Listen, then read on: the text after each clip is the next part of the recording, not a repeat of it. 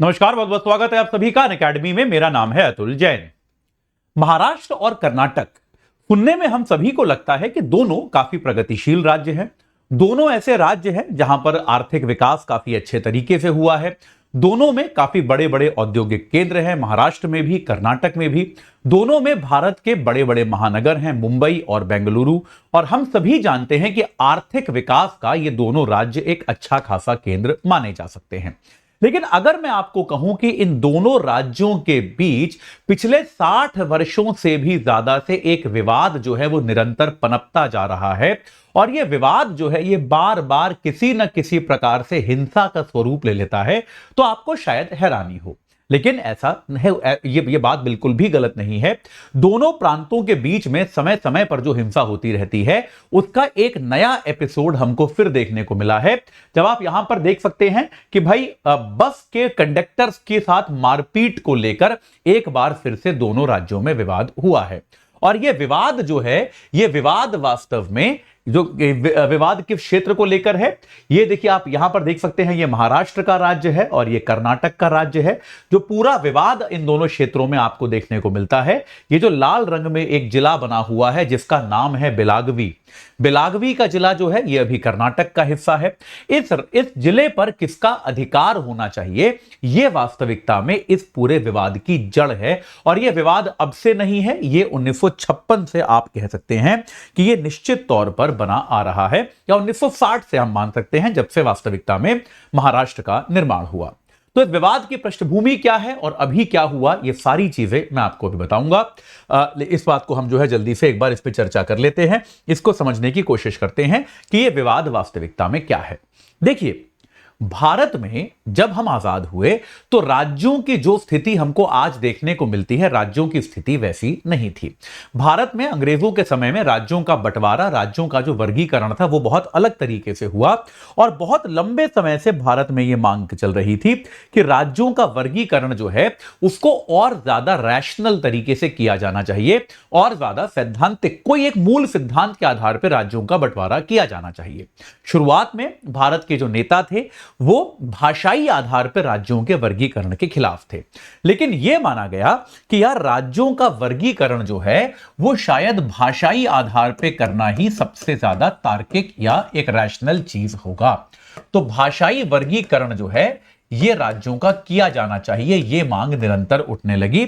और इस मांग को ध्यान में रखते हुए भारत सरकार ने क्या किया, राज्य पुनर्गठन अधिनियम पास किया। 1956 में हमने राज्य पुनर्गठन अधिनियम पास किया, और इस अधिनियम के तहत हमने क्या किया, राज्यों का बंटवारा जो है वो भाषा के आधार पर कर दिया। शुरुआत में आप देखेंगे कि हमारे यहां स्वतंत्रता संग्राम के जो सेनानी थे, या फिर आप जवाहरलाल नेहरू को भी मान सकते हैं, प्रधानमंत्री नेहरू इत्यादि, इसके पक्ष में नहीं थे। लेकिन क्षेत्रीय शक्तियों के दबाव में आकर उनके पास ज्यादा विकल्प बचे नहीं, और भाषा के आधार पर राज्यों का बंटवारा शुरू कर दिया गया।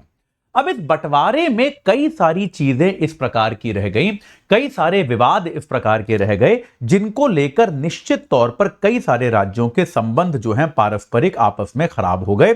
और इसमें निश्चित तौर पर आप ये मान सकते हैं, जो सबसे बड़ा विवाद है, ये जो राज्यों के पुनर्गठन के आधार पर जो विवाद हुए, उनमें सबसे बड़ा विवाद जो आपको देखने को मिलता है आजाद भारत में, वो विवाद है महाराष्ट्र और कर्नाटक का विवाद। ये महाराष्ट्र और कर्नाटक आप कह सकते हैं कि अदरवाइज शांतिपूर्ण राज्य हैं, लेकिन महाराष्ट्र और कर्नाटक का विवाद जो है, इन दोनों राज्यों का सीमा विवाद जो है, ये एक ऐसा विवाद है जिसको हम अभी तक सुलझा भी नहीं पाए हैं। तो यार होता क्या था, महाराष्ट्र और कर्नाटक के सीमा पर, जो आपको मैंने यहां पर चित्र दिखाया, महाराष्ट्र और कर्नाटक की सीमा पर यह एक जिला पड़ता था। ये एक जिला है। इस जिले का नाम जो है पारंपरिक तौर पर, अगर आप पारंपरिक बात देखेंगे तो इस जिले का नाम जो होता था वो होता था बेलगाम। ये जिला जो था ये बेलगाम के नाम से जाना जाता था।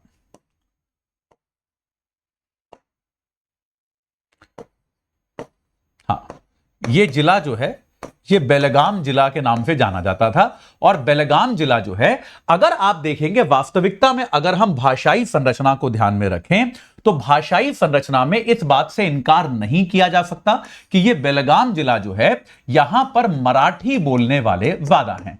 यह मराठी बहुल जिला निश्चित तौर पर माना जा सकता है कि यहां पर ज्यादा लोग जो है निश्चित तौर पर मराठी बोलते थे। तो उस हिसाब से महाराष्ट्र का हमेशा से यह कहना था कि यह बेलगाम जिला जो है यह हमारे पास होना चाहिए, इस पर हमारा अधिकार होना चाहिए। ठीक है, कर्नाटक हमेशा से यह मांगता रहा कि भाई ये हमारा होना चाहिए। और देखिए क्या होता है, चूंकि देखिए भाषा के जो बंटवारे होते हैं वो ऐसे क्लियर नहीं होते, तो चूंकि ये एकदम सीमावर्ती राज्य है, आप देख सकते हैं महाराष्ट्र और कर्नाटक की सीमा यहां पर ये है, तो भाई सीमावर्ती क्षेत्र में आपको दोनों भाषा बोलने वाले लोग मिल जाएंगे। आपको हर जिले में ऐसे लोग मिल जाएंगे जो मराठी बोलते हैं, आपको हर जिले में ऐसे लोग मिल जाएंगे जो कि आपके कन्नड़ भाषा को बोलते हैं। और इसके कारण क्या हुआ, जब 1956 में यह अधिनियम पास किया गया राज्यों के पुनर्गठन का, तो यह बेलगाम जिला जो है यह कर्नाटक को दे दिया गया। अब महाराष्ट्र का पहले दिन से यह कहना है कि यह बंटवारे की गलती है। तो यह महाराष्ट्र का तर्क हमेशा से यह रहा है कि भाई ये जो बेलगाम जिला है इसमें ज्यादा मराठी भाषा बोलने वाले हैं, और अगर मराठी भाषा बोलने वालों की बहुलता है वो ज्यादा है, तो यह जिला महाराष्ट्र को मिलना चाहिए था, ना कि कर्नाटक को। इस बात को लेकर महाराष्ट्र ने हमेशा से विवाद किया है, महाराष्ट्र ने हमेशा से इस बात पर आपत्ति की है। तो जब इसका वितरण हुआ, जब इसका बंटवारा किया गया, तो महाराष्ट्र का हमेशा से यह कहना था कि एक तो आपका ये बेलगाम जो है ये, और 865 गांव, ऐसे गांव जो आपने कर्नाटक को दिए हैं ये आपने गलत तरीके से दिए हैं, ये महाराष्ट्र का दावा था। और महाराष्ट्र हमेशा यह कहता रहता था कि चूंकि ये मराठी बहुल हैं तो इन पर महाराष्ट्र का आधिपत्य होना चाहिए, इन पर महाराष्ट्र का अधिकार होना चाहिए। इस बात को लेकर महाराष्ट्र हमेशा से अड़ा रहा। महाराष्ट्र ये क्लियरली कहता रहा कि यार ये आपने ठीक नहीं किया, ये जो आपने केंद्र सरकार अधिनियम लेकर आई, केंद्र सरकार कानून लेकर आई, ये कानून गलत है, ये कानून उचित नहीं है। अब यहां पर इस बात को समझिए कि आजादी के बाद आमतौर पर बहुत लंबे समय तक राज्यों के बीच ये तनाव रहा, ये विवाद रहा, लेकिन चूंकि दोनों क्षेत्र जो हैं पूरे भारत में ही लगभग उस समय कांग्रेस पार्टी की सरकार थी, तो इन विवादों को नियंत्रण में रखा गया। क्योंकि भाई केंद्र सरकार जहां पे थी, सारे राज्यों में भी एक ही पार्टी की सरकार थी, तो ये विवाद जो है ये बहुत ज्यादा ये विवाद जो है ये बहुत ज्यादा बढ़े नहीं, ऐसा कुछ हुआ नहीं। लेकिन तब भी ये विवाद धीरे धीरे चलते रहे, और आखिरकार महाराष्ट्र ने केंद्र सरकार से अपील करी कि आप इसका समाधान कीजिए। तो केंद्र सरकार ने क्या किया, 1966 में एक एमसी महाजन समिति बनाई, जस्टिस मेहरचंद महाजन, जस्टिस मेहरचंद महाजन, ये उस समय भारत के चीफ जस्टिस हुआ करते थे। इनके अध्यक्षता में एक समिति बनाई 1966 में, और इनको यह काम दिया गया, महाजन समिति को यह काम दिया गया कि भैया आप एक बार फिर से जो राज्य पुनर्निर्माण आयोग ने, राज्य पुनर्गठन आयोग ने भाई जिन दस्तावेजों के आधार पर निर्णय किया, आप उनकी जांच कर लीजिए, उनको पढ़ लीजिए, समझ लीजिए, और आप एक बार बता दीजिए कि यार बेलगाम का हमें क्या करना चाहिए, बेलगाम के साथ हमें भाई क्या निर्णय इसको लेकर हमें करना चाहिए। 1967 में कमीशन ने अपनी रिपोर्ट दी, महाजन समिति ने अपनी रिपोर्ट दी, और महाजन समिति ने क्या कहा कि बेलगाम जो है ये कर्नाटक के पास ही रहना चाहिए। अब इसका आधार क्या है यह समिति ने स्पष्ट नहीं किया, पर इन्होंने कहा कि बेलगाम जो है वो कर्नाटक के पास ही रहना चाहिए। और इन्होंने क्या कहा, कुछ अन्य चीजों के ट्रांसफर की बात कर दी। इन्होंने कहा कि भाई कुछ ऐसी चीजें हैं, 264 ऐसे गांव हैं जो महाराष्ट्र को चले जाने चाहिए, और कर्नाटक, अब महाराष्ट्र के ऐसे जो है, और कुछ 247 ऐसी जगहें हैं जो कर्नाटक को चली जानी चाहिए। यानी कि क्षेत्र के आदान प्रदान की बात की महाजन समिति ने, लेकिन जो सबसे बड़ा कंटेंशन था, जो सबसे बड़ा विवाद था बेलगाम का, बेलगाम वाले विवाद पर इन्होंने कुछ भी नहीं कहा। इन्होंने कहा कि बेलगाम जो है वो निश्चित तौर पर आप जो है इस पे जो है निश्चित तौर पर आप क्या करेंगे, निश्चित तौर पर बेलगाम जो है वो कर्नाटक में ही रहेगा, ये बात इन्होंने कही।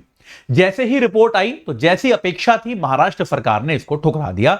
महाराष्ट्र सरकार ने कहा कि भाई ये कमीशन जो है ये कर्नाटक की तरफ बायफ था, ये कमीशन जो है ये आयोग जो है ये कर्नाटक की तरफ पक्षपात कर रहा था, इसलिए इसकी रिपोर्ट को हम नहीं मानेंगे, ये सही रिपोर्ट नहीं है, ये रिपोर्ट पूरी तरह से गलत है। ये बात जो है समिति ने कही, ये बात इन्होंने कही। ठीक है, ये बात क्लियर है। और उसके बाद जो है इसको लेकर 2004 में महाराष्ट्र सुप्रीम कोर्ट गया। 2004 में महाराष्ट्र जो है वो सुप्रीम कोर्ट गया। उसने कहा कि भाई ये जो है ये बात सही नहीं हुई, हमारे साथ गलत हुआ है। जबकि कर्नाटक का ये कहना था कि यार जो चीज पुनर्गठन के समय तय हो गई है वो जब तय हो गई है तो वो तय हो गई है। पुनर्गठन का जो निर्णय था वो बाध्यकारी होना चाहिए ना। अब ऐसे आप इतने सालों बाद उसको लेके अपील करते रहोगे कि ये सही था वो गलत था, तो इसका तो कोई औचित्य नहीं है। ये हमारे साथ ही रहना चाहिए, इसमें कोई समस्या नहीं है। ये बात जो है ये कर्नाटक कहता आया है। अब देखिए समय समय पर इसको लेकर निश्चित तौर पर विवाद चलते रहे हैं। कर्नाटक सरकार ने भी जो है बेलगाम को अपने अंदर जो है और ज्यादा अच्छे से समावेशित करने के लिए कर्नाटक ने बेलगाम को अपना हिस्सा बनाने के लिए एक तो उसका नाम बदल दिया, उसका नाम जो है बेलागवी कर दिया। बेलगाम नाम जो था वो मराठी भाषा वाला नाम था, बेलागवी नाम जो है ये कन्नड़ भाषा का नाम है, तो उन्होंने इसका नाम बेलागवी कर दिया। कर्नाटक सरकार ने यहां पर अपनी विधानसभा के सत्र कराने शुरू कर दिए। कर्नाटक की विधानसभा के सत्र जो हैं वो यहां पर होने लगे ताकि यह बात जो है पूरी तरह से स्थापित हो पाए कि भाई कर्नाटक जो है वही इस क्षेत्र का मालिक है, इस क्षेत्र पर उसी का आधिपत्य है, इसको लेकर किसी भी प्रकार का कोई विवाद ना रह जाए। कई जगहों पर तो यह मांग की जाती है कि कर्नाटक जो है इस बेलागवी क्षेत्र को अपनी राजधानी भी घोषित कर सकता है, मे भी कुछ महीनों के लिए, कि भाई आप जो है कुछ महीनों के लिए बेंगलुरु राजधानी रहेगी और कुछ महीनों के लिए बेलागवी राजधानी रहे। कर्नाटक ऐसी भी घोषणा करने पर विचार कर रहा है ताकि यह संदेश एकदम साफ तरीके से, एकदम स्पष्ट तरीके से जाए कि कर्नाटक इस पर किसी प्रकार का समझौता करने को लेकर मूड में नहीं है। ठीक है, अब बार बार ये चर्चाएं होती रहती हैं। 2022 में दोनों राज्यों की विधानसभाओं ने प्रस्ताव पारित किए कि भाई ये हमारा अभिन्न अंग है, इसको हम प्राप्त करके रहेंगे, यहां पर जो है हमारा ही आधिपत्य होना चाहिए। ये चलता रहता है। कुछ समय पहले हमने देखा था, जबकि उस समय कर्नाटक में भी भारतीय जनता पार्टी की सरकार थी, मुंबई की, और इधर महाराष्ट्र में एकनाथ शिंदे साहब की सरकार थी जो कि बीजेपी द्वारा समर्थित थी। एक ही गठबंधन की सरकार होने के बावजूद दोनों सरकारों में लगातार इस तरह के मामले को लेकर, इस समस्या को लेकर टकराव होता रहता है। तो अभी क्या हुआ है कि भाई बेलागवी में यहां पर एक कन्नड़ बस कंडक्टर था, जो कि भाई बस का कंडक्टर था। कुछ मराठी बच्चे थे, कुछ मराठी छात्र थे जिनसे वो बात कर रहा था, और उन व्यक्तियों से उसने मराठी में बात ना करके कन्नड़ में बात करने का प्रयास किया। इससे वो विद्यार्थी नाराज हो गए, उन विद्यार्थियों ने उस कंडक्टर को मारा पीटा, और उसके बाद जो है ये विवाद जो है एक बार फिर से क्षेत्रीय विवाद के तौर पर भड़क गया है। अब महाराष्ट्र ने कर्नाटक में अपनी बसें भेजना बंद कर दिया है, कर्नाटक ने महाराष्ट्र में अपनी बसें भेजना बंद कर दिया है, और यह विवाद जो है एक बार फिर से सीमा विवाद के तौर पे उठकर खड़ा हो गया है। याद रखिएगा कि यह मामला सुप्रीम कोर्ट में अभी तक पेंडिंग है, लेकिन सुप्रीम कोर्ट ने इस पे ना तो कोई निर्णय दिया है, और मुझे लगता है कि जल्दी ही सुप्रीम कोर्ट इस पर कोई निर्णय देगा नहीं, क्योंकि यह बड़ा ट्रिकी मामला है, यह बड़ा पेचीदा मामला है, यह भावनात्मक मामला है। जिसके भी पक्ष या विपक्ष में सुप्रीम कोर्ट निर्णय देगा वो पक्ष जो है निश्चित तौर पर भावनात्मक तौर पर विजयी रहेगा और दूसरे पक्ष की भावनाएं आहत होंगी। तो ऐसे मामलों में आमतौर पर सुप्रीम कोर्ट भी एक स्पष्ट निर्णय देने से बचने की कोशिश करता है, क्योंकि उसको भी स्पष्ट नहीं होता कि इस तरह के मामलों का निर्णय किस तरह से दिया जाए। तो अब जो है इसका समाधान कैसे निकलेगा ये पता नहीं है, ये तो क्लियर नहीं है। तो शायद इसमें केंद्र सरकार को हस्तक्षेप, देखिए समाधान निकलने के कुछ तरीके हैं। एक तरीका तो यार ये है कि दोनों राज्य जो हैं आपस में वार्ता करें, समाधान तो वार्ता से ही निकलेगा, और कोई तरीका है नहीं कि समाधान होगा वार्ता से। दोनों राज्यों के मुख्यमंत्री जो हैं, दोनों राज्यों के जो भाई चुने हुए प्रतिनिधि हैं, वो आपस में बातचीत करें, आपस में चर्चा करें, और इस बात को समझने की कोशिश करें कि यार एक स्वतंत्र देश में क्षेत्रों के लिए इस तरह से लड़ना शोभा नहीं देता। ये बात स्पष्ट है। तो इसको लेकर दोनों देशों में, दोनों देश कह रहा हूं, माफ कीजिएगा, दोनों प्रांतों के मुख्यमंत्रियों में बातचीत हो और बातचीत के माध्यम से वो इस बात को सुलझाएं, ये एक तरीका है। दूसरा तरीका यह है कि इसमें केंद्र सरकार जो है वो मध्यस्थता करे, कि दोनों राज्य जो है आपस में तो बात करने से रहे। मतलब ये तो मुझे नहीं लगता कि इतनी परिपक्वता दोनों राज्यों में आएगी कि वो आपस में बातचीत करके इस मामले को स्वतः सुलझा लें, ऐसा तो मेरे को नहीं लगता। तो एक तरीका जो मेरे को नजर आता है, मेरे को जिसकी संभावना लगती है कि केंद्र सरकार जो है, जो कि एक तरह से हम कहते हैं गार्डियन के रोल में होती है, कई बार अभिभावक की भूमिका में होती है, वो अपने अभिभावक स्वरूप भूमिका जो है उसको निभाते हुए केंद्र सरकार क्या करे, इसका प्रयास करे कि भाई आप जो है, इसका प्रयास केंद्र सरकार कर सकती है कि इन दोनों राज्यों में जो है आपस में बातचीत कराए और इस बातचीत को जो है, क्षमा कीजिएगा, हां जी, इस बातचीत को जो है केंद्र सरकार किसी तरह से आगे लेके जाए ताकि ये विवाद जो है इसको ठीक से सुलझाया जा सके, केंद्र की मध्यस्थता ये सुलझे। या फिर एक तीसरा तरीका ये है कि इसमें कोई न्यायिक हस्तक्षेप हो। न्यायिक हस्तक्षेप दो तरीके का हो सकता है। पहला न्यायिक हस्तक्षेप हो सकता है सुप्रीम कोर्ट का निर्णय, जिसकी संभावना मुझे कम लगती है कि सुप्रीम कोर्ट, क्योंकि देखिए इसमें कोई कानूनी पॉइंट नहीं है, ये एक भावनात्मक मुद्दा है, तो इस पर कोर्ट कोई निर्णय देगा इसकी संभावना तो मुझे कम नजर आती है कि इस पर कोई बहुत ज्यादा स्पष्ट निर्णय कोर्ट देने वाली है, इसकी संभावना मुझे बहुत ज्यादा नजर नहीं आती। हां, दूसरी चीज जो हो सकती है वो ये है कि किसी प्रकार की न्यायिक समिति बनाई जाए और इस बार यह समिति जो बने ये दोनों प्रांतों की स्वीकार्यता के साथ बने, दोनों राज्यों को स्वीकार किया जाए कि यार देखो ये समिति बन रही है, इस समिति का जो निर्णय है वो सबके लिए मान्य होगा, दोनों राज्यों के प्रतिनिधि शामिल हों और आपस में चर्चा करके वो इस मामले को सुलझाने का प्रयास करें। ये सब तरीके हैं जिनके जरिए यह विवाद सुलझ सकता है, क्योंकि एक स्वतंत्र लोकतांत्रिक देश में यह शोभा नहीं देता कि भाई दो राज्य जो है आपस में सीमावर्ती क्षेत्रों के लिए इस तरह से लड़ रहे हैं, यह उचित नहीं लगता और यह विवाद जो है यह बहुत लंबे समय से जो है निश्चित तौर पर चला आ रहा है। याद रखिए, राज्य पुनर्गठन का जो पूरा मामला है, इस पुनर्गठन से केवल कई सारे तरह के विवाद खड़े हुए। एक तो आपको मैंने बता ही दिया कर्नाटक महाराष्ट्र विवाद, तो आपको मैंने बता ही दिया जो अभी न्यूज में है।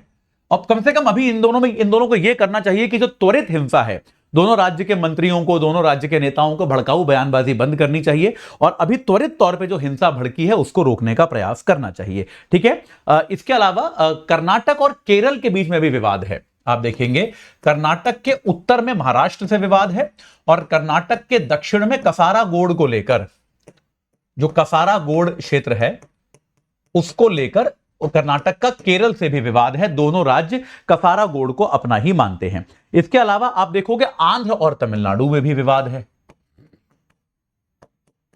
आंध्र और तमिलनाडु में विवाद है। देखिए बेसिकली पॉइंट क्या है, जहां पर भी ऐसे जिले हैं जिनमें मिली जुली आबादी रहती है, जो दोनों क्षेत्रों की भाषाएं बोलती है, जो तेलुगु भी बोलती है, तमिल भी बोलती है, जहां पर ऐसी आबादी रहती है वहां पर दोनों प्रांत जो हैं वो अपना अधिकार इस क्षेत्र पर जताने लगते हैं। इसके अलावा असम का तो कई सारे पूर्वोत्तर के राज्यों से विवाद है, असम वर्सेस बाकी पूर्वोत्तर के राज्य, आप देखोगे नागालैंड वगैरह से असम का विवाद है कि भाई यहां पर कौन से राज्य होने चाहिए। और एक बहुत बड़ा विवाद जिसको हम जानते ही हैं वो है पंजाब और हरियाणा का विवाद, जो कि मुख्यतः किस जगह को लेकर है, जो मुख्यतः चंडीगढ़ को लेकर है। चंडीगढ़ जो कि दोनों राज्यों की कंबाइंड राजधानी है। पंजाब और हरियाणा दोनों ये कहते हैं कि चंडीगढ़ हमारा होना चाहिए, लेकिन वास्तविकता में चंडीगढ़ दोनों में से किसी का भी नहीं है। चंडीगढ़ दोनों की ही राजधानी है, लेकिन वो अलग से एक केंद्र शासित प्रदेश भी है। ठीक है, तो भाई अब इस तरह के विवाद जो हैं, देखिए जहां पर भी समझौता होता है, जहां पर भी बंटवारा होता है, वहां पर आमतौर पे विवाद वगैरह होते हैं, उसमें कोई बहुत बड़ी अनोखी बात नहीं है। विवाद वैचारिक हो सकते हैं, मतभेद हो सकते हैं, लेकिन अगर वो हिंसात्मक हो रहे हैं तो उनको बेहद गंभीरता के साथ रोके जाना बहुत ज्यादा जरूरी है ना। इस प्रकार के विवाद अगर हिंसा की तरफ बढ़ रहे हैं, जैसा कि मैंने आपको दिखाया कि यार इस क्षेत्र में हुआ है, जैसा आप देख सकते हैं हिंसा हो रही है, बसें रोकी जा रही हैं, शीशे तोड़े जा रहे हैं, लोगों के साथ मारपीट की जा रही है, इस तरह की हरकतें अगर हो रही हैं तो इन पर नियंत्रण पाया जाना बहुत जरूरी है। दोनों राज्यों को यह समझना चाहिए कि वो एक स्वतंत्र भारत का हिस्सा हैं और भारत के हिस्से के तौर पर उनको आचरण करना चाहिए। एक परिपक्व राज्य जो है उसको इस तरह की चीजें शोभा नहीं देती। आपका मतभेद हो सकता है, आप उसको सुलझाने का प्रयास करें, लेकिन उसकी आड़ में हिंसा को भड़काना किसी भी तरह से उचित नहीं कहा जा सकता। इसके लिए चाहिए तो केंद्र सरकार को, चाहिए तो सुप्रीम कोर्ट को भी अगर आवश्यकता हो तो इन कुछ क्षेत्रों के लिए कुछ जो स्वतंत्र ट्राइब्यूनल की स्वतंत्र अधिकरण आदि स्थापित करने चाहिए जिनके पास अर्ध न्यायिक शक्तियां हों और जो ऐसे निर्णय दे जो कि इन सभी राज्यों को स्वीकार्य हो। इस बार लेकिन अगर ऐसी कोई प्रक्रिया होती है तो उसमें इस बात का ध्यान रखा जाना चाहिए कि वो दोनों राज्यों की सहमति से ही हो रही हो, सभी पक्षों की सहमति से हो, वरना फिर से आपका जो महाजन समिति वाला मामला है या फिर जो पुनर्गठन आयोग वाला मामला है वो एक बार दोबारा दोहराया जाएगा, उसका कोई लाभ नहीं होगा। ठीक है, तो आप इस बारे में क्या सोचते हैं कि इस तरह के विवादों को कैसे सुलझाया जाना चाहिए, आप मुझे कमेंट सेक्शन के माध्यम में जरूर बताइएगा। मैं प्रयास करूंगा कि उन सभी को पढ़कर अगर आप में से किसी का सुझाव अच्छा लगेगा तो अपनी अगली क्लास में मैं उसकी चर्चा करूंगा। ठीक है, चलिए तो अभी के लिए इतना ही। इस चर्चा से जुड़ने के लिए आप सभी का बहुत बहुत धन्यवाद।